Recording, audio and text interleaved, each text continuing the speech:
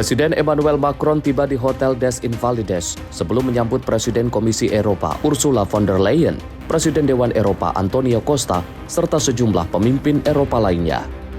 Dalam pidatonya, Macron menyatakan ancaman rudal balistik kini menjadi tantangan yang semakin besar bagi keamanan Eropa.